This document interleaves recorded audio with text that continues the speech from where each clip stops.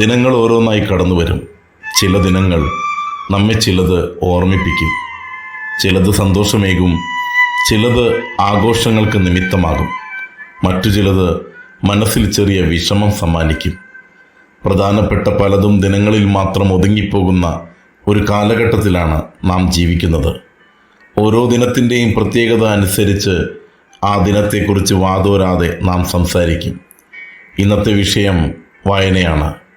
ഗ്രന്ഥശാല പ്രസ്ഥാനത്തിന് വേണ്ടിയിട്ട് ജീവിതം തന്നെ സമർപ്പിച്ച പുതുവായിൽ നാരായണ പണിക്കരുടെ ചരമദിനം.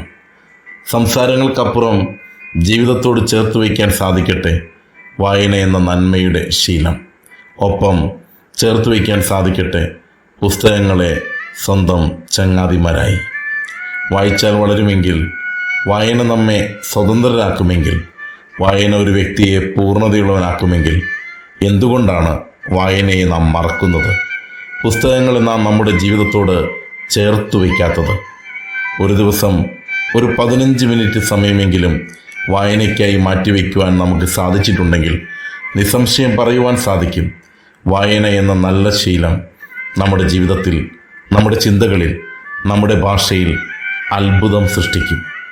പുസ്തകങ്ങളിൽ ഒളിഞ്ഞിരിക്കുന്ന അറിവിനെ സ്വന്തമാക്കുവാൻ, പുസ്തകങ്ങളിൽ ചേർന്നിരിക്കുന്ന സർഗാത്മകതയെ ഹൃദയത്തോട് ചേർത്ത് വയ്ക്കുവാൻ നമുക്ക് സാധിക്കട്ടെ.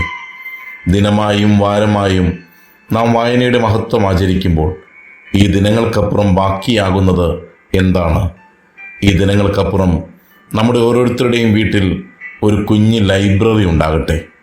ഈ ദിനങ്ങൾക്കപ്പുറം ഒരു ദിവസത്തിൽ കുറച്ച് സമയമെങ്കിലും വായനയ്ക്കായി മാറ്റിവെക്കാനുണ്ടാകട്ടെ. ഈ ദിനങ്ങൾക്കപ്പുറം ലൈബ്രറികൾ നമ്മുടെ സന്ദർശനങ്ങൾ കൊണ്ട് ധന്യമാകട്ടെ.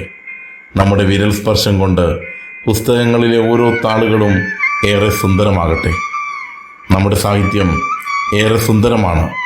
വാക്കുകൾ കൊണ്ടും വാക്യങ്ങൾ കൊണ്ടും വരികൾ കൊണ്ടും നമ്മുടെ സാഹിത്യകാരന്മാർ തീർത്ത സൃഷ്ടികൾ ലോകശ്രദ്ധ പിടിച്ചുപറ്റിയവയാണ്.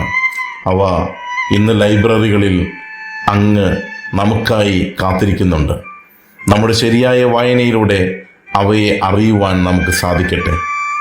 ദിനാചരണങ്ങൾക്കപ്പുറം മാറ്റിവെക്കാനുണ്ടാകണം അവ നൽകുന്ന വലിയ സന്ദേശത്തിൻ്റെ നന്മയുള്ള തീരുമാനങ്ങൾ, ചില പ്രവർത്തനങ്ങൾ, ചില ശീലങ്ങൾ. വായന വളർത്തുമെങ്കിൽ വളരാൻ നമുക്ക് തയ്യാറാകാം. വായനയെ ചേർത്ത് വയ്ക്കാം, പുസ്തകങ്ങളെ ചങ്ങാതിമാരായി കൂടെ കൂട്ടാം. നല്ല ഒരു ദിനം കാത്തിരിക്കുന്നു. ആസ്വദിക്കാം. നേരുന്നു ശുഭദിനം.